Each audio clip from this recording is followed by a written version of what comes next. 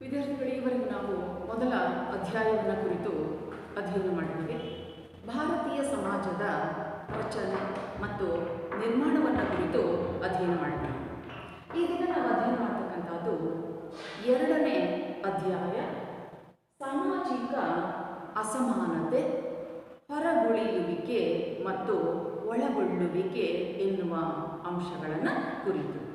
ಸಾಮಾಜಿಕ ಅಸಮಾನತೆ, social inequality, ಅದಕ್ಕೆ ಸಂಬಂಧಪಟ್ಟಂತಹ ಎರಡು ಸಂಗತಿಗಳು. ಒಂದು ಹೊರಗುಳಿಯುವಿಕೆ, ಎಕ್ಸ್ಕ್ಲೂಸಿವ್ನೆಸ್, ಮತ್ತೊಂದು ಒಳಗೊಳ್ಳುವಿಕೆ, ಇನ್ಕ್ಲೂಸಿವ್ನೆಸ್ ಅಂತಕ್ಕಂಥದ್ದು. ಇಲ್ಲಿ ಸಾಮಾಜಿಕ ಅಸಮಾನತೆ ಅಂತಕ್ಕಂಥದ್ದು ಯಾವೆಲ್ಲ ರೂಪಗಳಲ್ಲಿ ಕಂಡು ಬರ್ತಾ ಇದೆ? ನಾವು ಇಡೀ ಸಮಾಜ ಅಂತಕ್ಕಂತಹ ವ್ಯವಸ್ಥೆಯನ್ನು ತೆಗೆದುಕೊಂಡಾಗ ಅಲ್ಲಿ ಸಮಾನತೆಯ ಅಂಶಗಳಿಗಿಂತ ಅಸಮಾನತೆಯ ಅಂಶಗಳೇ ನಮಗೆ ಹೆಚ್ಚು ಕಂಡು ಬರ್ತಾ ಇದ್ದಾವೆ. ಆ ಅಸಮಾನತೆ ಯಾವೆಲ್ಲ ರೂಪದಲ್ಲಿ ಇದೆ? ಹಣದ ರೂಪದಲ್ಲಿರ್ಬೋದು, ಅಧಿಕಾರದ ರೂಪದಲ್ಲಿರ್ಬೋದು, ಅಂತಸ್ತಿನ ರೂಪದಲ್ಲಿರ್ಬೋದು, ಆರ್ಥಿಕ ಚಟುವಟಿಕೆಗಳಿಗೆ ಸಂಬಂಧಪಟ್ಟಂತೆ ಇರ್ಬೋದು, ಶಿಕ್ಷಣಕ್ಕೆ ಸಂಬಂಧಪಟ್ಟಂತೆ ಇರ್ಬೋದು, ಉದ್ಯೋಗದ ಅವಕಾಶಗಳಿಗೆ ಸಂಬಂಧಪಟ್ಟಂತೆ ಇರ್ಬೋದು. ಈ ಎಲ್ಲ ಸಂಗತಿಗಳಲ್ಲೂ ನಾವು ಸಾಮಾಜಿಕ ಅಸಮಾನತೆಯ ಅಂಶಗಳನ್ನು ಯಥೇಚ್ಛವಾಗಿ ಕಾಣ್ತಾ ಹೋಗ್ತೀವಿ. ಮತ್ತು ಯಾವುದೇ ಒಂದು ದೇಶವನ್ನು ತಗೊಂಡ್ರೂ ಕೂಡ ಆ ಎಲ್ಲ ಸಮಾಜಗಳು, ಎಲ್ಲ ದೇಶಗಳಲ್ಲೂ ಈ ರೀತಿಯ ಒಂದು ಅಸಮಾನತೆ ಇರ್ತಕ್ಕಂಥದ್ದು ಇದ್ದೇ ಇರ್ತದೆ. ಅದರ ಪ್ರಮಾಣ ಸ್ವಲ್ಪ ವ್ಯತ್ಯಾಸ ಆಗ್ಬೋದು, ಹೆಚ್ಚು ಅಥವಾ ಕಡಿಮೆ ಇರ್ಬೋದು. ಆದರೆ ಅಸಮಾನತೆ ಅಂತೂ, ಸೋಷಿಯಲ್ ಇನ್ಇಕ್ವಾಲಿಟಿ ಅಂತಕ್ಕಂಥದ್ದು ಸಾಮಾನ್ಯ ಎನ್ನುವಂತಹ ರೂಪದಲ್ಲಿ ಕಂಡುಬರ್ತಕ್ಕಂತಹ ಒಂದು ಸಂಗತಿ ಆಗಿದೆ. ಇಲ್ಲಿ ಅಸಮಾನತೆ ಅಂತಕ್ಕಂತಹದನ್ನು ನಾವು ಸಂಪನ್ಮೂಲಗಳು, ಹಣ, ಅಧಿಕಾರ ಇವೆಲ್ಲವುಗಳ ಒಂದು ಅಸಮಾನವಾಗಿರ್ತಕ್ಕಂಥ ಹಂಚಿಕೆ, ಆ ಹಂಚಿಕೆಯಲ್ಲಿ ಸಮಾನತೆ ಇಲ್ಲ, ಅಸಮಾನತೆ ಅಂತಕ್ಕಂಥದ್ದು ಇದೆ. ಹಣಕಾಸಿನ ವಿಷಯಗಳಾಗಿರ್ಬೋದು, ಆಸ್ತಿಯ ವಿಚಾರಗಳಾಗಿರ್ಬೋದು, ಶೈಕ್ಷಣಿಕ ಸಂಗತಿಗಳಾಗಿರ್ಬೋದು, ಅಥವಾ ನಮಗೆ ದೊರೆತಾ ಇರತಕ್ಕಂತಹ ಅವಕಾಶಗಳಾದರೂ ಆಗಿರ್ಬೋದು. ಇವೆಲ್ಲವುಗಳಲ್ಲೂ ಕೂಡ ಅಸಮಾನವಾದಂತಹ ಒಂದು ಹಂಚಿಕೆ ಅಂತಕ್ಕಂಥದ್ದು ಇಲ್ಲಿ ಕಂಡು ಬರ್ತಾ ಇದೆ. ನಾವು ಸಾವಿರಾರು ವರ್ಷಗಳಿಂದಲೂ ನಮ್ಮ ಸಾಮಾಜಿಕ ಸಂಗತಿಗಳನ್ನು, ಸಮಾಜವನ್ನು ನೋಡ್ತಾ ಬಂದಾಗ ಅಲ್ಲೆಲ್ಲ ಕಡೆ ಕಾಣ್ತಾ ಇದೆ. ಶ್ರೀಮಂತರು ಬಡವರು ಎನ್ನುವ ಅಸಮಾನತೆ ಇದೆ. ಮೇಲು ಕೀಳು ಅಥವಾ ಶ್ರೇಷ್ಠ ಕನಿಷ್ಠ ಎನ್ನುವ ಅಸಮಾನತೆ ಇದೆ. ಅಥವಾ ಉಳ್ಳವರು ಇಲ್ಲದೇ ಇರತಕ್ಕಂಥವರು ಎನ್ನುವ ಒಂದು ಅಸಮಾನತೆ ಅಂತಕ್ಕಂಥದ್ದಿದೆ. ಇವೆಲ್ಲವುಗಳನ್ನು ನಾವು ಸರ್ವೇ ಸಾಮಾನ್ಯ ಎನ್ನುವಂತಹ ರೀತಿಯಲ್ಲಿ ಗ್ರಹಿಸಬೇಕಾಗುತ್ತೆ. ಅಂತಹ ಅಸಮಾನತೆ ಇದೆ. ಈ ಅಸಮಾನತೆಗೆ ಸಂಬಂಧಪಟ್ಟಂತೆ ಈ ಒಂದು ಅಧ್ಯಾಯದಲ್ಲಿ ನಾವು ಮುಖ್ಯವಾಗಿ ಜಾತಿ ವ್ಯವಸ್ಥೆಯನ್ನು ಕುರಿತಾಗಿ ಅಧ್ಯಯನವನ್ನು ಮಾಡ್ತೀವಿ. ಈ ಥರದ ಅಸಮಾನತೆಯ ಒಂದು ವಿಚಾರಕ್ಕೆ ಬಂದಾಗ ಸಂಪನ್ಮೂಲಗಳ ಒಂದು ಅಸಮಾನವಾದಂತಹ ಹಂಚಿಕೆ ಕೂಡ ಇಲ್ಲಿ ಮುಖ್ಯವಾಗ್ತಾ ಇದೆ. ಆ ಸಂಪನ್ಮೂಲ ಅಂತ ಹೇಳಿದ್ರೆ ಅದನ್ನು ನಾವು ಮೂರು ರೀತಿಯ ಬಂಡವಾಳದ ರೂಪದಲ್ಲಿ ನೋಡ್ತೇವೆ. ಒಂದು ಆರ್ಥಿಕ ಬಂಡವಾಳ, ಸಾಮಾಜಿಕ ಬಂಡವಾಳ ಮತ್ತು ಸಾಂಸ್ಕೃತಿಕವಾಗಿರ್ತಕ್ಕಂತಹ ಬಂಡವಾಳ. ಈ ಥರದ ಮೂರು ಬಂಡವಾಳದ ವಿಚಾರಗಳನ್ನು ನಾವಿಲ್ಲಿ ತೆಗೆದುಕೊಳ್ಳೋದಾದರೆ, ಹಣಕಾಸಿಗೆ ಸಂಬಂಧಪಟ್ಟಂತೆ ಉತ್ತಮವಾದಂತಹ ಆರ್ಥಿಕ ಸೌಲಭ್ಯಗಳನ್ನು ಹೊಂದಿರತಕ್ಕಂತಹದ್ದು, ಅಥವಾ ಸಮಾಜದಲ್ಲಿ ಉತ್ತಮವಾದಂತಹ ಅಂತಸ್ತನ್ನು ಹೊಂದಿರತಕ್ಕಂತಹದ್ದು, ಅಥವಾ ಸಮಾಜದಲ್ಲಿ ವ್ಯಕ್ತಿಗಳಿಗೆ ಉತ್ತಮ ವ್ಯಕ್ತಿಗಳ ಅಥವಾ ವಿಶೇಷತೆಯನ್ನು ಪಡ್ಕೊಂಡ ಅಧಿಕಾರದಲ್ಲಿರ್ತಕ್ಕಂತಹವರ ಒಡನಾಟ ಕೂಡ ಇಲ್ಲಿ ಆಗಿರ್ಬೋದು, ಅಥವಾ ಆ ರೀತಿಯ ಒಂದು ಬಂಡವಾಳ ಕೂಡ ಇಲ್ಲಿ ಆಗಿದ್ದಿರ್ಬೋದು. ಹಣಕಾಸಿನ ವಿಚಾರಗಳು, ಅಂತಸ್ತಿನ ವಿಚಾರಗಳು ಮತ್ತು ಹೆಚ್ಚು ಅಧಿಕಾರ, ಅಂತಸ್ತು ಹೊಂದಿರತಕ್ಕಂಥವರ ಒಡನಾಟದ ವಿಚಾರಗಳು ಕೂಡ ಇಲ್ಲಿ ಮೂರು ರೀತಿಯ ಬಂಡವಾಳದ ರೀತಿಯಲ್ಲಿ ಕಂಡುಬರ್ತವೆ.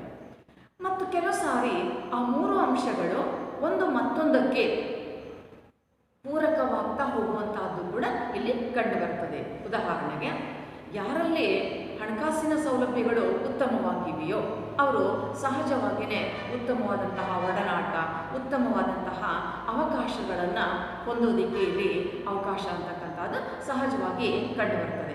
ಹಾಗಾಗಿ ಇಲ್ಲಿ ಆರ್ಥಿಕ, ಸಾಂಸ್ಕೃತಿಕ ಮತ್ತು ಸಾಮಾಜಿಕ ಈ ಮೂರು ರೀತಿಯ ಬಂಡವಾಳಕ್ಕೆ ಸಂಬಂಧಪಟ್ಟಂಥ ಅಂಶಗಳು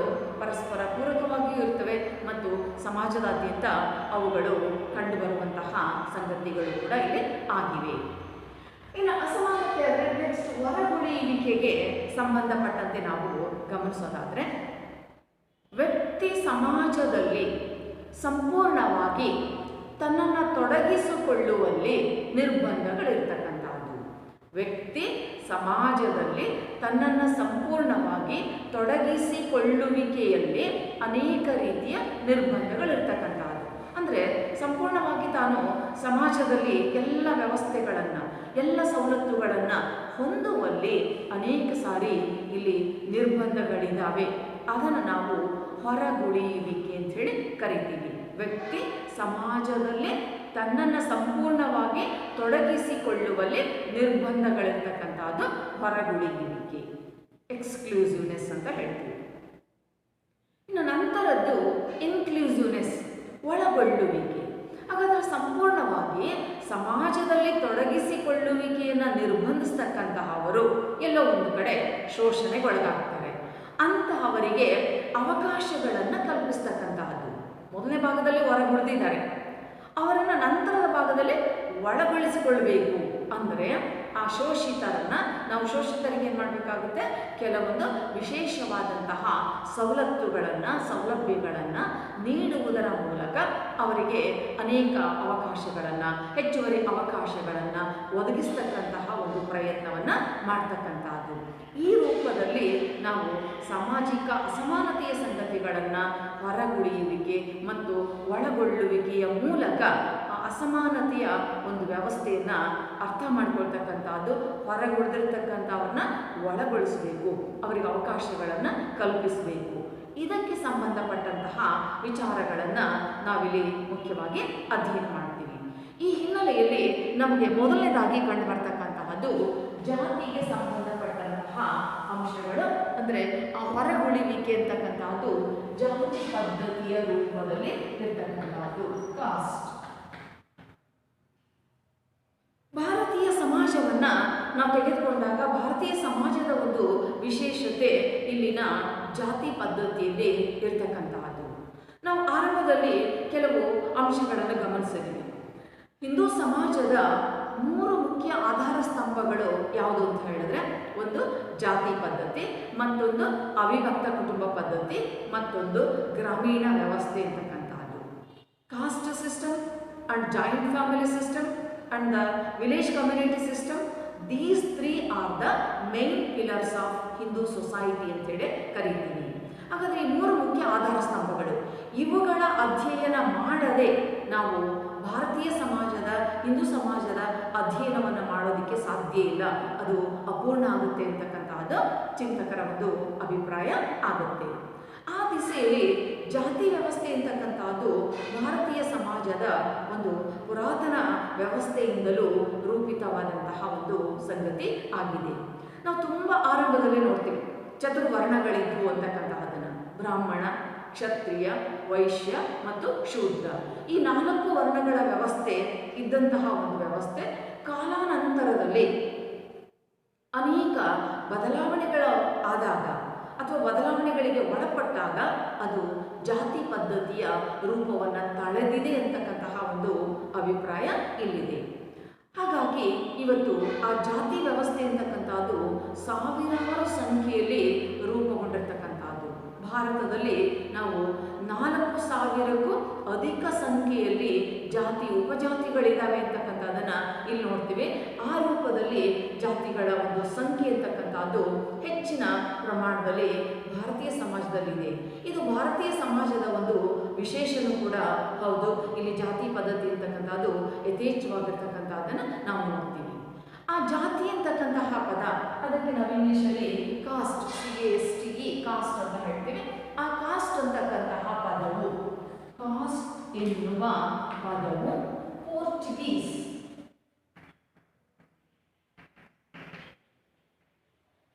ಮತ್ತು ಸ್ಪ್ಯಾನಿಷ್ ಭಾಷೆಯ ಕಾಸ್ಟಾ, CASTA, ಕಾಸ್ಟಾ ಎನ್ನುವ ಪದದಿಂದ ಬಂದಿದ್ದು. ಅದಕ್ಕೆ ತಳಿ ಮತ್ತು ಆನುವಂಶೀಯತೆ ಎನ್ನುವ ಅರ್ಥಗಳಿದೆ. ಕಾಸ್ಟ್ ಎನ್ನುವ ಪದವು ಪೋರ್ಚುಗೀಸ್ ಮತ್ತು ಸ್ಪ್ಯಾನಿಷ್ ಭಾಷೆಯ ಕಾಸ್ಟ ಎನ್ನುವ ಪದದಿಂದ ಬಂದಿದ್ದು. ಕಾಸ್ಟ ಎಂದರೆ ತಳಿ ಅಥವಾ ಆನುವಂಶೀಯತೆ ಎಂದು ಅರ್ಥವಾಗುತ್ತೆ. ಇದು 2 ಅಂಕಗಳ ವ್ಯಾಪ್ತಿಯ ಪ್ರಶ್ನೆ ಆಗುತ್ತೆ. ನಾವು ಜಾತಿ ಎನ್ನುವ ಪದಕ್ಕೆ ಇಂಗ್ಲಿಷಲ್ಲಿ ಕಾಸ್ಟ್ ಅಂತ ಹೇಳಿ ಕರಿತೀವಿ. ಆ ಕಾಸ್ಟ್ ಎನ್ನುವ ಪದವು ಪೋರ್ಚುಗೀಸ್ ಮತ್ತು ಸ್ಪ್ಯಾನಿಷ್ ಭಾಷೆಯ ಕಾಸ್ಟ ಎನ್ನುವ ಪದದಿಂದ ಬಂದಿದೆ. ಇಲ್ಲಿ ಕಾಸ್ಟ ಎಂದರೆ ತಳಿ ಅಥವಾ ಆನುವಂಶೀಯತೆ ಮತ್ತು ಆನುವಂಶೀಯತೆ ಅಂತಕ್ಕಂತಹ ಅರ್ಥವನ್ನು ಅದು ಪಡೆದುಕೊಳ್ಳುತ್ತದೆ. ಅಂದರೆ ಒಂದು ನಿರ್ದಿಷ್ಟ ತಳಿಗೆ ಸಂಬಂಧಿಸಿದಂತಹ ವ್ಯವಸ್ಥೆ ಜಾತಿ, ಮತ್ತು ಇದು ಆನುವಂಶೀಯವಾಗಿ ಮುಂದುವರಿತಕ್ಕಂತಹ ಒಂದು ವ್ಯವಸ್ಥೆಗೆ ಒಳಪಟ್ಟಿದೆ. ಅಂದರೆ ಇಲ್ಲಿ ಹೆರಿಡಿಟಿ ಅಂತಕ್ಕಂಥದ್ದು ಆನುವಂಶೀಯತೆ, ಹೆರಿಡಿಟಿ ಅಂತ ಹೇಳ್ತೀವಿ.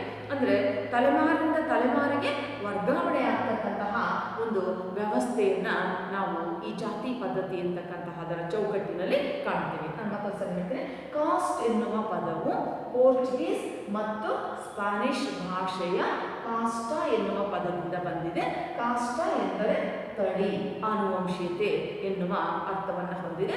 ಅಂದರೆ ಒಂದು ನಿರ್ದಿಷ್ಟ ತಳಿಯ ಜನಸಮೂಹ ಅಥವಾ ಒಂದು ಪರಂಪರಾನುಗತವಾಗಿ ವರ್ಗಾವಣೆಯಾಗ್ತಕ್ಕಂತಹದ್ದು ಜಾತಿ ಎನ್ನುವ ಹಿನ್ನೆಲೆಯಲ್ಲಿ ಆನುವಂಶೀಯತೆ ಅಂತಕ್ಕಂತಹ ಒಂದು ಪದದ ಅರ್ಥ ಕೂಡ ಇರತಕ್ಕಂಥದ್ದನ್ನು ಇಲ್ಲಿ ನಾವು ನೋಡ್ತೇವೆ. ಹೀಗೆ ಆ ಜಾತಿ ಅಂತಕ್ಕಂತಹ ಒಂದು ವ್ಯವಸ್ಥೆ ತನ್ನದೇ ಆದಂತಹ ಒಂದು ನಿರ್ದಿಷ್ಟವಾದಂತಹ ಚೌಕಟ್ಟನ್ನು ಒಳಗೊಂಡಿರ್ತಕ್ಕಂತಹದ್ದು. ಇಲ್ಲಿ ಜಾತಿ ಅಂತಕ್ಕಂತಹ ಪದದ ಸರಳವಾದಂತಹ ಅರ್ಥವನ್ನು ನಾವು ಗಮನಿಸೋದಾದ್ರೆ, ಜಾತಿ ಎನ್ನುವುದು ಭಾರತೀಯ ಸಮಾಜಶಾಸ್ತ್ರಜ್ಞರು ಏನು ಹೇಳ್ತಾರೆ, ಜಾತಿ ಅಂತಕ್ಕಂತಹದ್ದು ಒಂದು ನಿರ್ಬಂಧಿತವಾದಂತಹ ಸಮೂಹ. ನೋಡಿ, ಒಂದೇ ವಾಕ್ಯದಲ್ಲಿ ತುಂಬ ಸರಳವಾಗಿ ಹೇಳ್ತಕ್ಕಂಥದ್ದು, ಜಾತಿ ಅಂತಕ್ಕಂಥದ್ದು ಒಂದು ನಿರ್ಬಂಧಿತವಾದಂತಹ ಸಮೂಹ. Caste is a restricted group ಅಂತಕ್ಕಂತಹದ್ದು ಇಲ್ಲಿನ ಅರ್ಥ ಆಗುತ್ತೆ. ಆ ನಿರ್ಬಂಧಿತ ಸಮೂಹ, there are so many restrictions, ಅನೇಕ ನಿರ್ಬಂಧಗಳು, ಅನೇಕ ನಿಬಂಧನೆಗಳು ಅಂತಕ್ಕಂಥದ್ದು ಇಲ್ಲಿದೆ. ಆ ನಿಬಂಧನೆಗಳು ಯಾವೆಲ್ಲ ಅಂಶಗಳನ್ನು ಒಳಗೊಂಡಿವೆ? ನಮ್ಮ ಊಟೋಪಚಾರದ ಅಂಶಗಳಾಗಿರ್ಬೋದು, ಸಾಮಾಜಿಕ ಸಂಪರ್ಕದ ಸಂಗತಿಗಳಾಗಿರ್ಬೋದು, ಜನರೊಡನೆ ಬೆರೀತಕ್ಕಂತಹ ಸಂದರ್ಭಗಳಾಗಿರ್ಬೋದು, ನಮ್ಮ ಜೀವನ ಶೈಲಿ, ವ್ಯವಸ್ಥೆ, ಉದ್ಯೋಗ, ಇವೆಲ್ಲವುಗಳನ್ನು ಒಳಗೊಂಡಂತೆ ಅನೇಕ ರೀತಿಯ ನಿರ್ಬಂಧಗಳು ಇಲ್ಲಿ ಮೊದಲಿನಿಂದಲೂ ಕೂಡ ಇದ್ದಂತಾದನ್ನು ನೋಡ್ತೀವಿ. ಆರಂಭದಿಂದಲೂ ಇನ್ನು ಹೆಚ್ಚಿನ ಪ್ರಮಾಣದಲ್ಲಿ ಈ ನಿರ್ಬಂಧಗಳು ಇತ್ತು ಅಂತಕ್ಕಂತಹ ಅಂಶ ಇಲ್ಲಿ ಕಂಡುಬರುತ್ತೆ. ಅಂತಹ ನಿರ್ಬಂಧಗಳನ್ನು ಕುರಿತಾಗಿ ನಾವು ಅಧ್ಯಯನ ಮಾಡುವಾಗ ನೋಡಿ, ಜಾತಿ ಒಂದು ನಿರ್ಬಂಧಿತವಾದಂತಹ ಸಮೂಹ. There are so many restrictions in caste system ಅಂತಕ್ಕಂಥದ್ದು ಒಂದು ಸಾಮಾನ್ಯ ಸಂಗತಿ. ಹಾಗಾದರೆ ಚಿಂತಕರ ಪ್ರಕಾರ ಇಲ್ಲಿ ಜಾತಿ ಅಂದ್ರೇನು, ಜಾತಿ ಪದ್ಧತಿ ಅಂದ್ರೇನು ಅಂತಕ್ಕಂತಹದನ್ನು ನಾವು ಗಮನಿಸೋದಾದ್ರೆ, ಹರ್ಬರ್ಟ್ ರಿಸ್ಟ್ಲೆ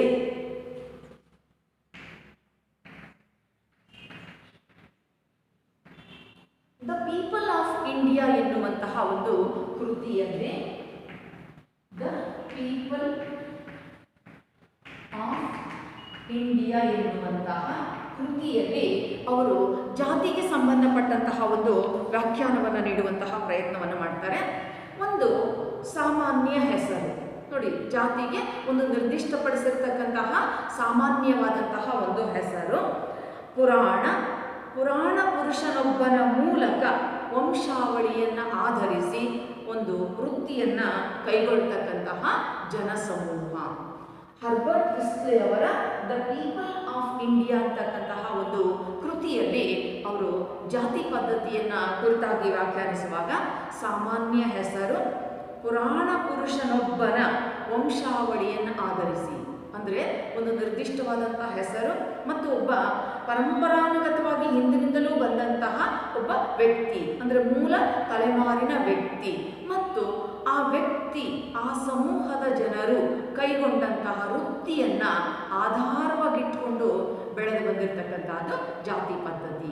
ಹಾಗಾದರೆ ಒಂದು ನಿರ್ದಿಷ್ಟವಾದಂತಹ ಸಾಮಾನ್ಯವಾದಂತಹ ಹೆಸರು, ಪುರಾಣ ಪುರುಷನೊಬ್ಬನ ಹೆಸರು, ಆ ಮೂಲಕ ಕೈಗೊಳ್ಳಬಹುದಾದಂತಹ ಒಂದು ವೃತ್ತಿ, ಅದನ್ನು ಅನುಸರಿಸ್ತಾ ಬರ್ತಕ್ಕಂತಹ ಜನಸಮೂಹವನ್ನು ನಾವು ಜಾತಿ ಪದ್ಧತಿ ಅಂತ ಹೇಳಿ ಕರಿತೀವಿ. ಅಂದರೆ ಇಲ್ಲಿ ಒಂದು ನಿರ್ದಿಷ್ಟವಾದಂತಹ ಹೆಸರಿದೆ, ನಿರ್ದಿಷ್ಟವಾದಂತಹ ಒಬ್ಬ ಮೂಲ ಪುರುಷ ಇದ್ದಾನೆ ಮತ್ತು ಅವನು ಕೈಗೊಂಡಿರ್ತಕ್ಕಂತಹ ವೃತ್ತಿಯು ಇಲ್ಲಿ ಅತ್ಯಂತ ಪ್ರಮುಖವಾಗುತ್ತದೆ.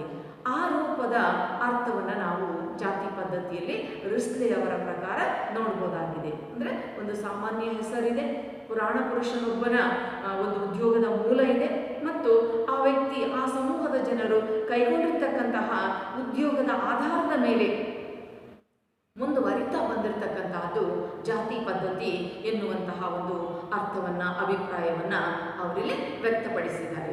ಈ ಥರದ ಒಂದು ಅಭಿಪ್ರಾಯ ಹರ್ಬರ್ಟ್ ರಿಸ್ಲೆ ಅವರದು. ಮತ್ತೊಬ್ಬ ಚಿಂತಕ ಎಸ್.ವಿ. ಕೇತ್ಕರ್. ಎಸ್.ವಿ. ಕೇತ್ಕರ್ ಅವರು history of cost in India ಎನ್ನುವಂತಹ ಕೃತಿಯಲ್ಲಿ history of cost in India ಎನ್ನುವಂತಹ ಕೃತಿಯಲ್ಲಿ 2 ಅಂಶಗಳ ಮೂಲಕ ಕೇತ್ಕರ್ ಅವರು ಜಾತಿ ಪದ್ಧತಿಯನ್ನು ಅರ್ಥೈಸ್ತಕ್ಕಂತಹ ಒಂದು ಪ್ರಯತ್ನವನ್ನು ಮಾಡ್ತಾರೆ. ಕೇತ್ಕರ್ ಅವರು ಜಾತಿ ಪದ್ಧತಿಯನ್ನು ವ್ಯಾಖ್ಯಾನಿಸುವಾಗ 2 ಲಕ್ಷಣಗಳ ಮೂಲಕ ಜಾತಿ ಪದ್ಧತಿಯನ್ನು ಅವರು ವ್ಯಾಖ್ಯಾನಿಸ್ತಾರೆ. ಒಂದು, ಜಾತಿಯ ಸದಸ್ಯತ್ವ ಹುಟ್ಟಿನಿಂದ ಬರುತ್ತದೆ. ಜಾತಿಯ ಸದಸ್ಯತ್ವ ಅಂತಕ್ಕಂಥದ್ದು ಹೇಗೆ ಬರ್ತದೆ? ಹುಟ್ಟಿನಿಂದ ಬರ್ತಕ್ಕಂತಹದ್ದು. ಮತ್ತು ಜಾತಿಯ ಹೊರಗೆ ವಿವಾಹವಾಗುವಂತಿಲ್ಲ ಎನ್ನುವಂತಹ ಸಂಗತಿಯನ್ನು ಸೂಚಿಸುತ್ತದೆ. ಜಾತಿಯ ಹೊರಗೆ ವಿವಾಹವಾಗುವಂತಿಲ್ಲ, ಅದನ್ನು ನಾವು ಒಳ ಬಾಂಧವ್ಯ ವಿವಾಹ ಅಂತ ಹೇಳಿ ಕರೀತೀವಿ. ಎಸ್.ವಿ. ಕೇತ್ಕರ್ ಅವರು history of cost in India ಅಂತಕ್ಕಂತಹ ಒಂದು ಕೃತಿಯಲ್ಲಿ ಜಾತಿಯ ವ್ಯಾಖ್ಯಾನವನ್ನು ಮಾಡುವಾಗ 2 ಅಂಶಗಳ ಮೂಲಕ ಅವರು 2 ಲಕ್ಷಣಗಳ ಮೂಲಕ ಜಾತಿ ಪದ್ಧತಿಯ ಅರ್ಥವನ್ನು ವಿಶ್ಲೇಷಣೆ ಮಾಡ್ತಾರೆ. ಅವರ ಪ್ರಕಾರ ಜಾತಿಯ ಸದಸ್ಯತ್ವ ಅಂತಕ್ಕಂಥದ್ದು ಹುಟ್ಟಿನಿಂದ ಬರುವುದು, ಕಾಸ್ಟ್ ಬೈ ಬರ್ತ್, ಹುಟ್ಟಿನಿಂದ ನಿರ್ಧಾರ ಆಗ್ತಕ್ಕಂತಹದ್ದು ಜಾತಿ. ವ್ಯಕ್ತಿಯ ಹುಟ್ಟಿನೊಂದಿಗೆ ಅವನು ಯಾವ ಕುಟುಂಬದಲ್ಲಿ ಜನಿಸುತ್ತಾನೆ, ಯಾವ ಮನೆಯಲ್ಲಿ ಹುಟ್ಟುತ್ತಾನೆ, ಯಾವ ಜಾತಿಯ ಮನೆಯಲ್ಲಿ ಹುಟ್ಟುತ್ತಾನೆ, ಆ ಜಾತಿ ಅವನಿಗೆ ನಿರ್ಧರಿತವಾಗುತ್ತದೆ, ನಿಗದಿತವಾಗುತ್ತದೆ. ಇಲ್ಲಿ ನಾವು ಅದನ್ನು ಅರ್ಥ ಮಾಡಿಕೊಳ್ಳುವಾಗ ಜಾತಿಯ ಸದಸ್ಯತ್ವ ಅಂತಕ್ಕಂಥದ್ದು ಹುಟ್ಟಿನಿಂದ ಬರುತ್ತದೆ. ಜಾತಿ ನಮ್ಗೆ ಹೇಗೆ ಬರ್ತದೆ ಅಂತ ಹೇಳಿದ್ರೆ, ಜಾತಿಯು ನಮಗೆ ಹುಟ್ಟಿನಿಂದ ಬರುತ್ತದೆ ಎನ್ನುವುದು ಒಂದು ಅಂಶ. ಎರಡನೆಯದು, ಜಾತಿಯ ಹೊರಗೆ ವಿವಾಹವಾಗುವಂತಿಲ್ಲ, ಅಂದರೆ ಒಳ ಬಾಂಧವ್ಯ ಇರಬೇಕು. ಇಲ್ಲಿ ಒಳ ಬಾಂಧವ್ಯ ವಿವಾಹ ಅಂದ್ರೆ ಏನು? ಒಬ್ಬ ಪುರುಷ ತನ್ನದೇ ಜಾತಿಯ ಸ್ತ್ರೀಯನ್ನ ವಿವಾಹವಾಗ್ತಕ್ಕಂತಹದ್ದನ್ನು ನಾವು ಒಳ ಬಾಂಧವ್ಯ ವಿವಾಹ, ಎಂಡೋಗಮಸ್ ಮ್ಯಾರೇಜ್ ಸಿಸ್ಟಮ್ ಅಂತ ಹೇಳಿ ಕರಿತೀವಿ. ಒಬ್ಬ ಪುರುಷ, ಒಂದು ಜಾತಿಯಲ್ಲಿರ್ತಕ್ಕಂಥ ಒಬ್ಬ ಪುರುಷ ತನ್ನದೇ ಜಾತಿಯ ಸ್ತ್ರೀಯನ್ನ ವಿವಾಹವಾಗ್ತಕ್ಕಂಥದ್ದು ಒಳ ಬಾಂಧವ್ಯ. ಅಂದರೆ ಕೇತ್ಕರ್ ಅವರ ಅಭಿಪ್ರಾಯದಲ್ಲಿ ಜಾತಿಯ ಹೊರತುಪಡಿಸಿದ ವಿವಾಹ ಸಂಬಂಧಗಳು ಇಲ್ಲಿ ನಡೆಯುವಂತಿಲ್ಲ. ಅಂದರೆ ಪ್ರತಿಯೊಬ್ಬ ವ್ಯಕ್ತಿ ತನ್ನದೇ ಜಾತಿಯ ಚೌಕಟ್ಟಿನಲ್ಲಿನ ಸ್ತ್ರೀಯನ್ನ ವಿವಾಹವಾಗಬೇಕು ಅಂತಕ್ಕಂಥದ್ದನ್ನು ಅದು ಸೂಚಿಸುತ್ತದೆ. ಹಾಗಾದರೆ 2 ಅಂಶಗಳಲ್ಲಿ ಜಾತಿಯು ಹುಟ್ಟಿನಿಂದ ನಿರ್ಧಾರವಾಗುತ್ತೆ, ನಮ್ಮ ಹುಟ್ಟಿನೊಂದಿಗೆ ನಮ್ಮ ಜಾತಿ ಯಾವುದು ಅಂತ ಹೇಳಿ ನಿರ್ಧಾರ ಆಗುತ್ತೆ.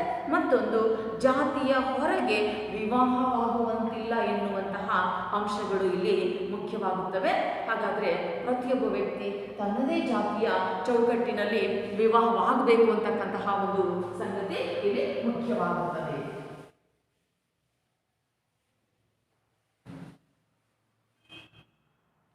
ಇನ್ನು ಜಾತಿ ಪದ್ಧತಿಯಲ್ಲಿ ನಮಗೆ ಬಹಳ ಮುಖ್ಯವಾಗ್ತಕ್ಕಂತಹದ್ದು ಜಾತಿ ಪದ್ಧತಿಯ ಲಕ್ಷಣಗಳು. ಅದನ್ನು ನಾವು ಸಾಂಪ್ರದಾಯಿಕ ಲಕ್ಷಣಗಳು ಅಂತ ಕರಿತೀವಿ, ಅಥವಾ ಜಾತಿ ಪದ್ಧತಿಯ ಲಕ್ಷಣಗಳು ಅಂತ ಹೇಳಿ ಕರಿತೀವಿ. ಇದು 10 ಅಂಕಗಳ ಬಹಳ ಒಂದು ಮಹತ್ವವಾದಂತಹ ಒಂದು ಪ್ರಶ್ನೆ. ಜಾತಿ ಪದ್ಧತಿಯ ಲಕ್ಷಣಗಳನ್ನು ವಿವರಿಸಿ ಅಂತಕ್ಕಂತಹದ್ದು. ನೋಡಿ, ಜಾತಿ ಪದ್ಧತಿಯ ಲಕ್ಷಣಗಳಿಗೆ ಕುರಿತಾಗಿ ಭಾರತೀಯ ಸಮಾಜಶಾಸ್ತ್ರಜ್ಞ ಜಿ.ಎಸ್. ಘುರೆ ಅವರು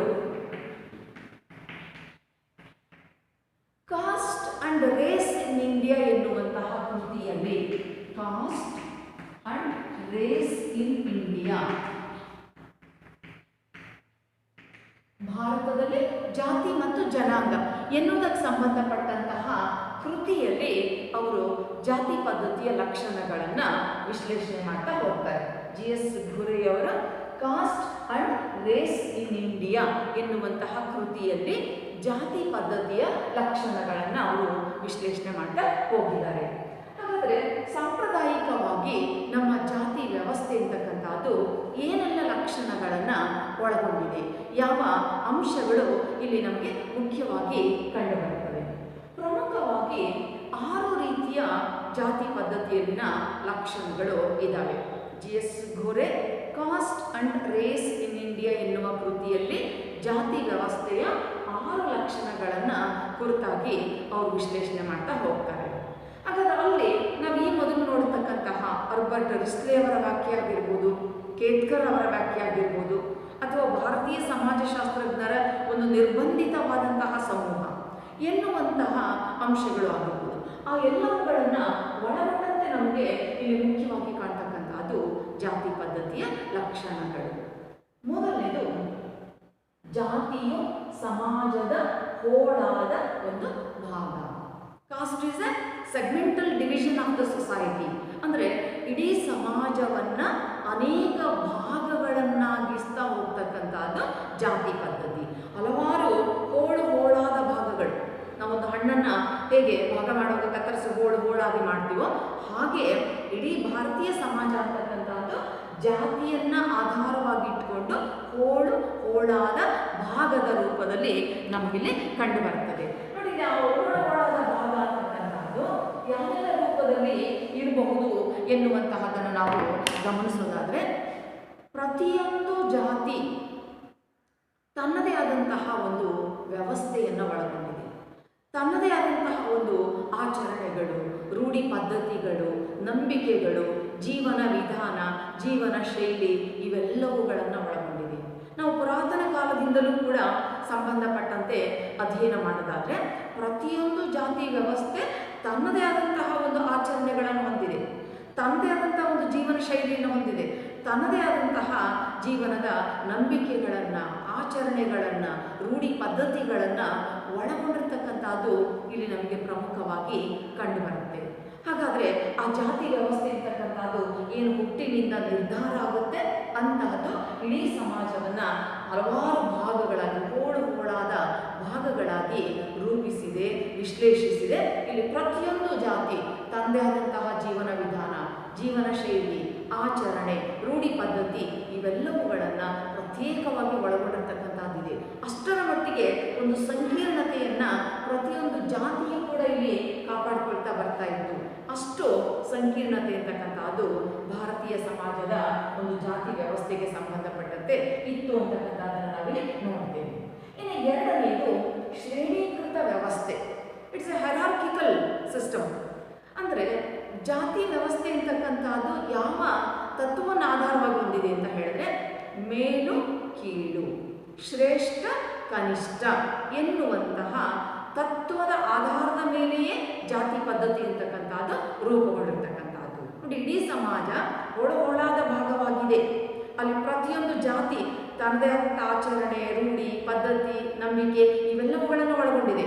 ಅಂತಹವುಗಳ ಮೂಲಕ ಅದರ ಚೌಕಟ್ಟಿನಲ್ಲಿ ಮೇಲು ಕೀಳು, ಇವರು ಮೇಲು ಇವರು ಕೀಳು, ಅಥವಾ ಇವರು ಶ್ರೇಷ್ಠ ಇವರು ಕನಿಷ್ಠ ಎನ್ನುವಂತಹ ಒಂದು ವಿಭಜಿತ ವ್ಯವಸ್ಥೆಯಾಗಿ ಕಂಡು ಬರ್ತಾ ಇತ್ತು. ಬಹುಶಃ ಆ ಸಂದರ್ಭದಲ್ಲಿ ನಾವು ಬ್ರಾಹ್ಮಣರು ಅತ್ಯುನ್ನತ ಸ್ಥಾನದಲ್ಲಿದ್ದರೆ, ಅಸ್ಪೃಶ್ಯರು ಅನ್ಟಚಬಲ್ಸ್ ಅಂತ ಏನು ಕರಿತೀವಿ ಅವರು ಕೊನೆಯ ಸ್ಥಾನದಲ್ಲಿದ್ದಂತಹದ್ದು ನಮ್ಮ ಸಮಾಜದ ಇವತ್ತಿಗೂ ನಡ್ಕೊಂಡು ಬಂದಂತಹ ಒಂದು ವ್ಯವಸ್ಥೆ ರೂಪದಲ್ಲಿ ಹಾಗೇ ಇದೆ. ಬ್ರಾಹ್ಮಣರು ಮೊದಲನೇ ಸ್ಥಾನದಲ್ಲಿದ್ದರೆ, ಅಸ್ಪೃಶ್ಯರು ಕಟ್ಟ ಕಡೆಯ ಒಂದು ವರ್ಗವಾಗಿ ಕಂಡು ಬರ್ತಕ್ಕಂಥದ್ದು. ಈ ಮಧ್ಯದಲ್ಲಿ ಅನೇಕ ಜಾತಿ ಉಪಜಾತಿಗಳು. ಮೊದಲಾಗಿದ್ದರೆ ವರ್ಣ ವ್ಯವಸ್ಥೆಯಲ್ಲಿ ಕೇವಲ 4 ಇದ್ದು, ಬ್ರಾಹ್ಮಣ, ಕ್ಷತ್ರಿಯ, ವೈಶ್ಯ ಮತ್ತು ಶೂದ್ರ. ಆದರೆ ಇವತ್ತು 4,000ಕ್ಕೂ ಅಧಿಕ ಸಂಖ್ಯೆಯಲ್ಲಿ ಜಾತಿ ಉಪಜಾತಿಗಳಾಗಿ ಆ ಒಂದು ವ್ಯವಸ್ಥೆ ಅಂತಕ್ಕಂಥದ್ದು ಬದಲಾವಣೆ ಹೊಂದಿದಾಗ ಇಲ್ಲಿ ಬ್ರಾಹ್ಮಣರಿದ್ದಾರೆ, ಕಟ್ಟಕಡೆಯ ವರ್ಗದವರಾಗಿ ಅಸ್ಪೃಶ್ಯರಿದ್ದಾರೆ. ಆ ಮಧ್ಯದಲ್ಲಿ ಅನೇಕ ರೀತಿಯ ಶ್ರೇಣೀಕೃತ ವ್ಯವಸ್ಥೆಗಳು ಇಲ್ಲಿ ನಿರ್ಮಿತವಾಗಿವೆ. ಪ್ರತಿಯೊಂದು ಜನರು ತಮ್ಮ ಜಾತಿಯ ಆಚರಣೆಗಳ ಮೂಲಕ ಶ್ರೇಷ್ಠರು ಕನಿಷ್ಠರು ಈ ರೀತಿಯ ಒಂದು ಸ್ಥಿತಿಯನ್ನು ಅವರು ಪಡೆದುಕೊಳ್ತಾ ಹೋಗ್ತಕ್ಕಂಥದ್ದು ಇಲ್ಲಿ ಸಾಮಾನ್ಯವಾದಂತಹ ಒಂದು ಸಂಗತಿಯಂತೆ ಕಂಡುಬರುತ್ತೆ. ಹಾಗಾಗಿ ಇದು ಶ್ರೇಣೀಕೃತ ಒಂದು ವ್ಯವಸ್ಥೆ. ಮತ್ತೊಂದು ಆಹಾರ ಮತ್ತು ಸಾಮಾಜಿಕ ಸಂಪರ್ಕದಲ್ಲಿ ನಿರ್ಬಂಧಗಳು. ಬಹಳ ಹಿಂದೆ ಹೋದರೆ ನಾವು ಆ ವರ್ಣ ವ್ಯವಸ್ಥೆ ಇದ್ದಾಗಲೂ ಕೂಡ ಯಾರು ಯಾರ ಮನೆಯಲ್ಲಿ ಊಟ ಮಾಡಬಹುದು, ಯಾರು ಯಾರ ಮನೆಯಲ್ಲಿ ಊಟ ಮಾಡಬಾರ್ದು ಎನ್ನುವುದಕ್ಕೆ ಸಂಬಂಧಪಟ್ಟಂತೆ ಅನೇಕ ನಿಬಂಧನೆಗಳಿವೆ. ಹಾಗೆಲ್ಲ ಬಹಳ ಹಿಂದೆ ಇನ್ನು ಕಚ್ಚಾ ಆಹಾರ, ಪಕ್ಕ ಆಹಾರ ಅಂತಕ್ಕಂತಹ ವಿಭಜನೆಗಳಿದ್ವು. ಅಲ್ಲಿ ಪಕ್ಕ ಆಹಾರ ಅಂತಕ್ಕಂಥದ್ದು ತುಪ್ಪದಿಂದ ತಯಾರಿಸಿದ್ರೆ, ಕಚ್ಚಾ ಆಹಾರ ಅಂತಕ್ಕಂಥದ್ದು ನೀರಿನಿಂದ ತಯಾರಿಸಿರ್ತಕ್ಕಂಥದ್ದು. ಸಜಾತಿಯ ಮನೆಯಲ್ಲಿ ಯಾರು ಒಂದೇ ಜಾತಿಯ ಜನರ ಮನೆಗಳಲ್ಲಿ ಎಲ್ಲರೂ ಊಟ ಮಾಡ್ಬೋದು. ಆದರೆ ಮೇಲ್ಜಾತಿಯವರು ಕೆಳಜಾತಿಯವರ ಮನೆಯಲ್ಲಿ ಊಟ ಮಾಡುವಂತಿಲ್ಲ. ಮೇಲ್ಜಾತಿಯವರು ಮತ್ತು ಕೆಳಜಾತಿಯವರು ಸಹಭೋಜನವನ್ನು ಮಾಡುವಂತಿಲ್ಲ. ಅಂದರೆ ಒಟ್ಟಾಗಿ ಕೂತ್ಕೊಂಡು ಒಂದೇ ಪಂಕ್ತಿಯಲ್ಲಿ ಒಂದೇ ಸಾಲಿನಲ್ಲಿ ಕೂತ್ಕೊಂಡು ಅವರು ಊಟ ಮಾಡುವಂತೆ ಇಲ್ಲ. ಸಜಾತಿಯ ಜನರಲ್ಲಿ ಮಾತ್ರ ಎಲ್ಲರೂ ಸಹಭೋಜನವನ್ನು ಮಾಡ್ಬೋದು, ಎಲ್ಲರೂ ಅವ್ರ ಮನೇಲಿ ಇವ್ರ ಮನೆಲ್ಲ ಊಟ ಮಾಡ್ಬೋದು. ಆದರೆ ಮೇಲ್ಜಾತಿಯವರು ಕೆಳಜಾತಿಯವರ ಮನೆಯಲ್ಲಿ ಊಟ ಮಾಡುವಂತಿಲ್ಲ ಮತ್ತು ಸಜಾತಿಯ ಮೇಲ್ಜಾತಿಯ ಜನರು ಕೆಳಜಾತಿಯ ಮನೆಗಳಲ್ಲಿ ಊಟ ಮಾಡುವಾಗಿಲ್ಲ ಮತ್ತು ಸಹಭೋಜನವನ್ನು ಮಾಡುವಂತಿಲ್ಲ, ಒಟ್ಟಿಗೆ ಕೂತ್ಕೊಂಡು ಊಟ ಮಾಡುವಂತೆ ಇಲ್ಲ. ಆ ಥರದ ನಿರ್ಬಂಧಗಳು. ಮತ್ತು ಯಾರು ಯಾರ ಮನೆಗೆ ಹೋಗಬೇಕು, ಯಾರು ಯಾರ ಮನೆಗೆ ಹೋಗಬಾರ್ದು, ಯಾರು ಯಾರ ಮನೆಯ ಒಳಭಾಗದಲ್ಲಿ ಹೋಗ್ಬೋದು ಅಥವಾ ಯಾರು ಹೊರಗಡೆಯೇ ನಿಲ್ಲಬೇಕು, ಇದಕ್ಕೆ ಸಂಬಂಧಪಟ್ಟಂತೆಯೂ ಕೂಡ ಅನೇಕ ರೀತಿಯ ನಿರ್ಬಂಧಗಳು, ಹಲವಾರು ರೀತಿಯ ನಿಯಮಗಳು ಅಂತಕ್ಕಂಥವುಗಳು ಇದ್ವು. ಇವತ್ತಿಗೂ ಕೂಡ ಅಸ್ಪೃಶ್ಯರು ಮೇಲ್ಜಾತಿಯವರ ಮನೆ ಒಳಗೆ ಹೋಗ್ತಾ ಇಲ್ಲ. ಆ ಥರದ್ದು ನಮ್ಮ ಗ್ರಾಮೀಣ ಭಾರತದಲ್ಲಿ ಇವತ್ತಿಗೂ ಕೂಡ ಇದೆ. ಹೀಗೆ ಯಾರು ಯಾರ ಮನೆಯಲ್ಲಿ ಊಟ ಮಾಡ್ಬೋದು, ಊಟ ಮಾಡಬಾರ್ದು ಮತ್ತು ಯಾರ ಜೊತೆಯಲ್ಲಿ ಸಹಜವಾಗಿ ಸಂಭಾಷಣೆಯನ್ನು ಮಾಡ್ಬೋದು, ಯಾರ ಮನೆಯ ಯಾವ ಭಾಗದವರೆಗೆ ಹೋಗ್ಬೋದು ಅಥವಾ ದೂರದಿಂದ ನಿಂತು ಮಾತನಾಡಬೇಕು, ಇದಕ್ಕೆ ಸಂಬಂಧಪಟ್ಟಂತೆ ನಾವು ಪ್ರಾಚೀನ ಕಾಲದಿಂದಲೂ ಅನೇಕ ನಿರ್ಬಂಧಗಳಿದ್ದವು. ಆಹಾರ ಸೇವಿಸುವಲ್ಲಿ, ಸಾಮಾಜಿಕ ಒಡನಾಟವನ್ನು ಹೊಂದುವಲ್ಲಿ ಕೂಡ ಅನೇಕ ರೂಪದ ನಿರ್ಬಂಧಗಳು ಅಂತಕ್ಕಂಥದ್ದು ಇಲ್ಲಿ ಇತ್ತು ಅಂತಕ್ಕಂಥದ್ದನ್ನು ನಾವಲ್ಲಿ ನೋಡ್ತೇವೆ. ಮೂರನೆಯದು ನಾಗರಿಕ ಮತ್ತು ಧಾರ್ಮಿಕ ಅನರ್ಹತೆಗಳು ಮತ್ತು ಸೌಲಭ್ಯಗಳು. ಮೇಲ್ಜಾತಿಯವರಿಗೆ ನಾಗರಿಕ ಮತ್ತು ಧಾರ್ಮಿಕ ವಿಚಾರಗಳಿಗೆ ಬಂದಾಗ ಅನೇಕ ರೀತಿಯ ಸೌಲಭ್ಯಗಳು ಅಂದರೆ ಅವಕಾಶಗಳಿರ್ತಕ್ಕಂಥದ್ದು ಮತ್ತು ಕೆಲವು ಅನರ್ಹತೆಗಳು. ಇಲ್ಲಿ ಅನರ್ಹತೆಗಳು ಅಂತ ಹೇಳಿದ್ರೆ ನಿರ್ಬಂಧಗಳು ಇರ್ತಕ್ಕಂಥದ್ದನ್ನು ನಾವು ನೋಡ್ತೀವಿ. ನಾವು ಈ ಮೊದಲು ಗಮನಿಸಿರೋ ಹಾಗೆ ಮೇಲ್ಜಾತಿಯ ಜನರು ಎಲ್ಲರೂ ಮನೆಗೆ ಹೋಗ್ತಾ ಇದ್ರು, ಸಹಭೋಜನವನ್ನು ನಡೆಸ್ತಾ ಇದ್ರು. ಆ ಥರದ ನಿರ್ಬಂಧಗಳು ಅಲ್ಲಿ ಇರಲಿಲ್ಲ. ಕೆಳಜಾತಿಗೆ ಬಂದಾಗ ಆ ನಿರ್ಬಂಧಗಳು ಅಂತಕ್ಕಂಥದ್ದು ಇಲ್ಲಿ ಕಂಡುಬರ್ತದೆ. ಇನ್ನು ಮೇಲ್ಜಾತಿಯವರು ಸಮಾಜದಲ್ಲಿ ಸಹಜವಾಗಿಯೇ ಉತ್ತಮವಾದಂತಹ ಸ್ಥಾನಮಾನಗಳನ್ನು ಹೊಂದಿದ್ರು. ಅವರಿಗೆ ಸಾಮಾಜಿಕ ಅಂತಸ್ತು ಅಂತಕ್ಕಂಥದ್ದು ಹುಟ್ಟಿನಿಂದಲೇ ಉತ್ತಮ ಎನ್ನುವಂತಹ ರೂಪದಲ್ಲಿ ಜಾತಿಯಿಂದಲೇ ನಿರ್ಧಾರ ಆಗಿಬಿಡ್ತಾ ಇತ್ತು. ಹಾಗಾಗಿ ಕೆಲವರು ಹುಟ್ಟಿನಿಂದಲೇ ಮೇಲ್ಜಾತಿಯ ಕಾರಣಕ್ಕಾಗಿ ಅನೇಕ ಸೌಲಭ್ಯಗಳನ್ನು ಅವರು ಅನುಭವಿಸ್ತಾ ಇದ್ರು, ಹಲವಾರು ಸೌಲಭ್ಯಗಳನ್ನು ಒಳಗೊಂಡಿದ್ರು. ಆದರೆ ಇಲ್ಲಿ ಸಮಸ್ಯೆ ಬಂದಿರತಕ್ಕಂಥದ್ದು ಎಲ್ಲಿ ಅಂತ ಹೇಳಿದ್ರೆ ಕೆಳಜಾತಿಯವರಿಗೆ.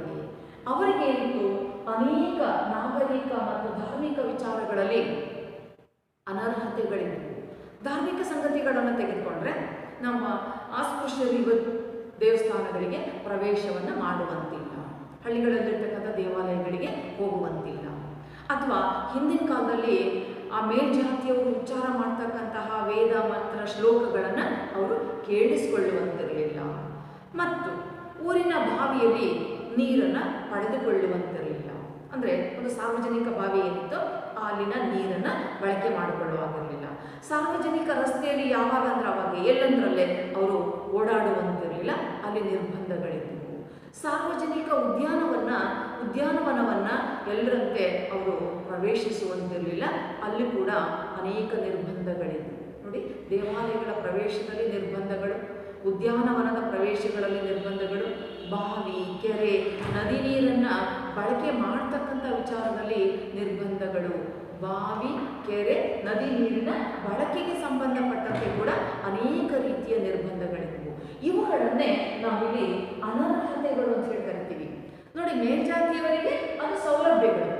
They can enjoy almost all facilities of the society. ಅವರು ಸಮಾಜದ ಎಲ್ಲ ಸವಲತ್ತುಗಳನ್ನು ಅವರು ಅನುಭವಿಸ್ತಾ ಇದ್ರು. ಅವರಿಗೆಲ್ಲ ಇದ್ದಂಥದ್ದು ಸೌಲಭ್ಯಗಳೇ. ಮೇಲ್ಜಾತಿಯವರಿಗೆ ಸೌಲಭ್ಯಗಳೇ. ಆದರೆ ಕೆಳಜಾತಿಯವರು ಮಾತ್ರ ಧಾರ್ಮಿಕ ವಿಚಾರಗಳಾಗಿರ್ಬೋದು ಅಥವಾ ನಾಗರಿಕ ವಿಚಾರಗಳಾಗಿರ್ಬೋದು, ಅವುಗಳಲ್ಲಿ ಅನೇಕ ರೀತಿಯ ರೀತಿಯ ನಿರ್ಬಂಧಗಳನ್ನು ಅವರು ಎದುರಿಸಬೇಕಾಗ್ತಾ ಇತ್ತು.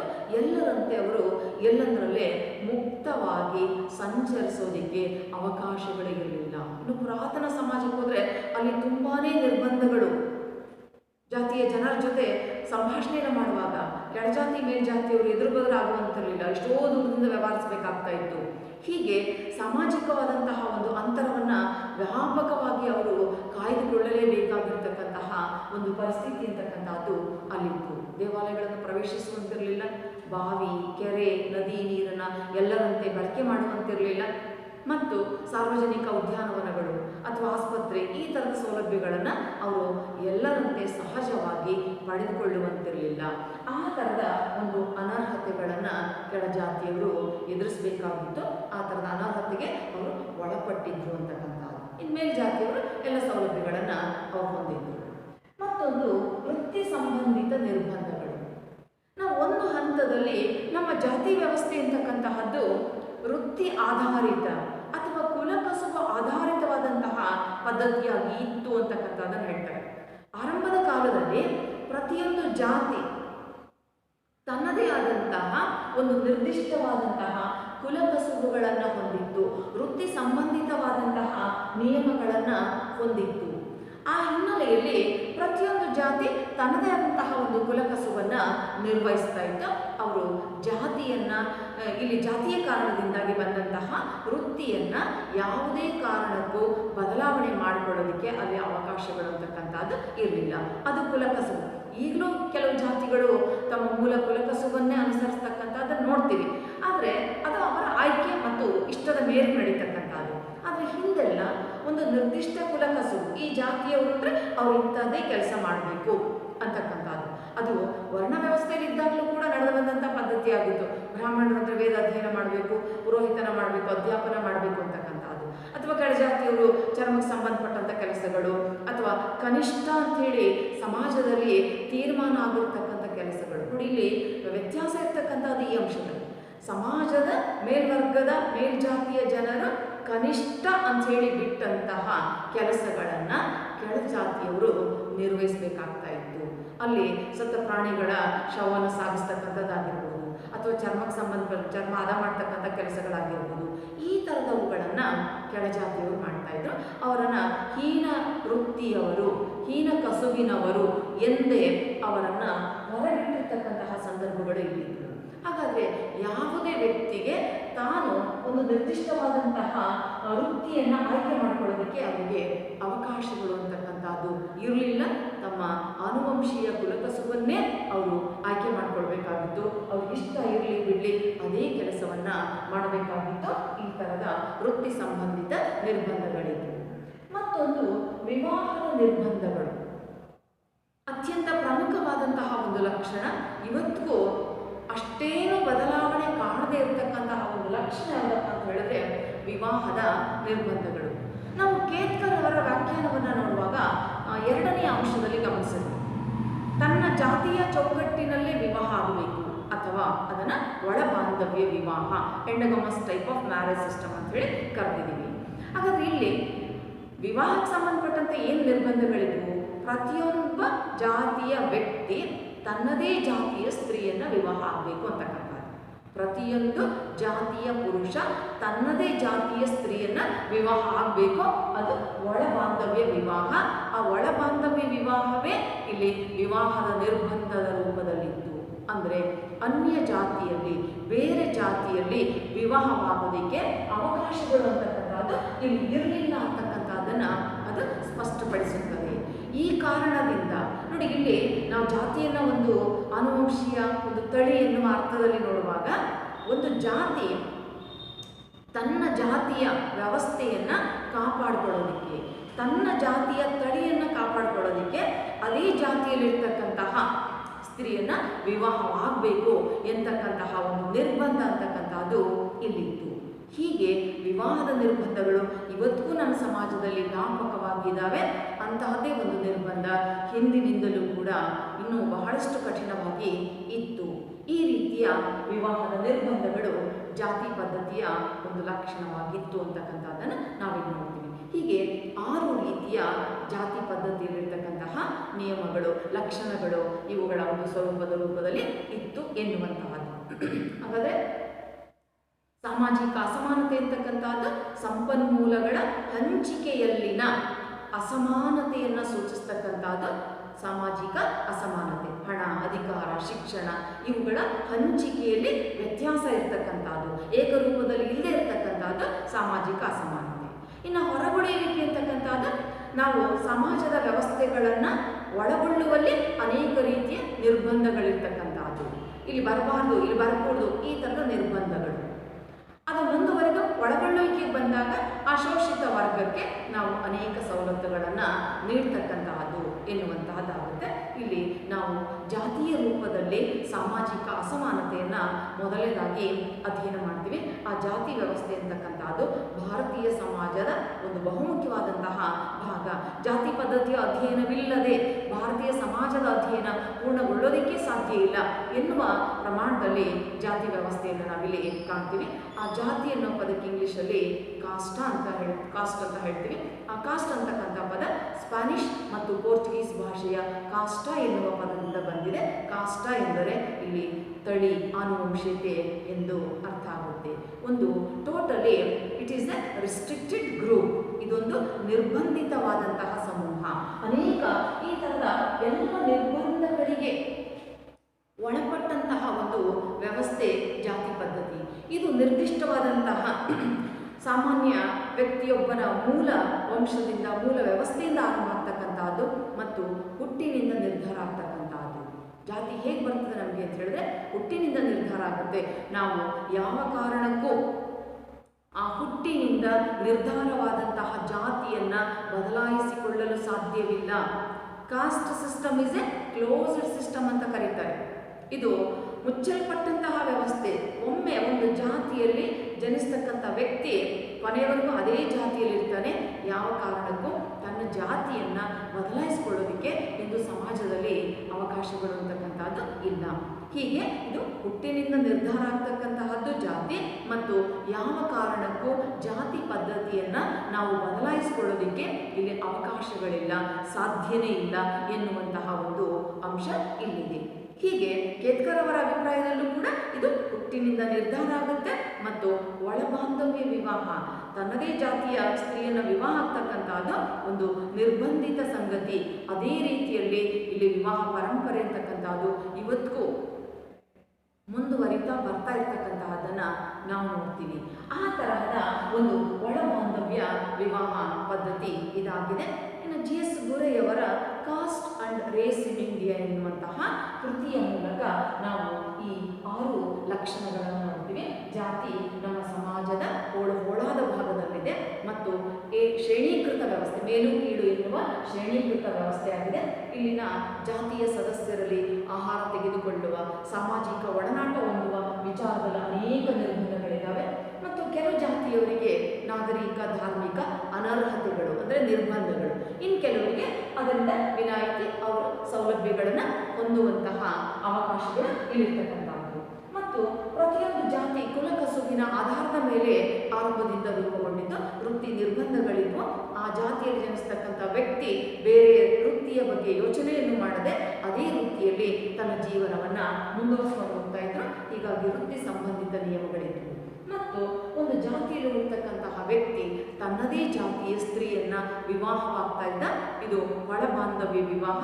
ಈ ಮೂಲಕವೇ ಒಂದು ಜಾತಿ ತನ್ನದೇ ಆದಂತಹ ಒಂದು ತಳಿ ಎನ್ನುವಂತಹದನ್ನ ಕಾಪಾಡಿಕೊಳ್ಳುವಂತಹ ಪ್ರಯತ್ನವನ್ನು ಮಾಡ್ತಾ ಇತ್ತು. ಇಲ್ಲಿ ವಿವಾಹದ ಚೌಕಟ್ಟಿನಲ್ಲಿ ಯಾವುದೇ ಬದಲಾವಣೆಗಳು ಅಂತಕ್ಕಂಥದ್ದು ಇರಲಿಲ್ಲ. ಹೀಗೆ ವೃತ್ತಿ ಸಂಬಂಧಪಟ್ಟಂತೆ ಅನೇಕ ನಿರ್ಬಂಧಗಳು ಮತ್ತು ವಿವಾಹದ ವ್ಯವಸ್ಥೆಯಲ್ಲೂ ಕೂಡ ಹಲವಾರು ನಿರ್ಬಂಧಗಳು ಇರ್ತಕ್ಕಂತಹದನ್ನು ನಾವಿಲ್ಲಿ ಮುಖ್ಯವಾಗಿ ಕಾಣ್ತೇವೆ. ಹೀಗೆ ಜಾತಿ ಪದ್ಧತಿ ಆ ಒಂದು ಪದದ ಶಬ್ದೋತ್ಪನ್ನ ಮತ್ತು ಲಕ್ಷಣಗಳು ಇಲ್ಲಿ ಮುಖ್ಯ. ಈ ಲಕ್ಷಣಗಳು 10 ಅಂಕಗಳ ಒಂದು ಮುಖ್ಯವಾದಂತಹ ಪ್ರಶ್ನೆ ಆಗಿರುತ್ತದೆ.